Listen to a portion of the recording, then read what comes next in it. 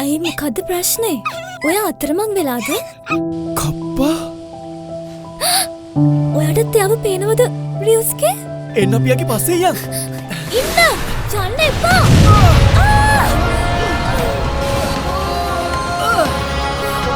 ඔයාට ප්‍රශ්නයක් නෑ නේද? මේක මටද? ස්තුතියි ඔයාට.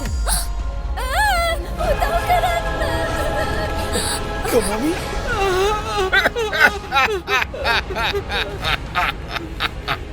මට දැම්ම කරන්න බෑ. යවගුන්ට කොච්චර දුකක් ඇතිද? යන්න එපා!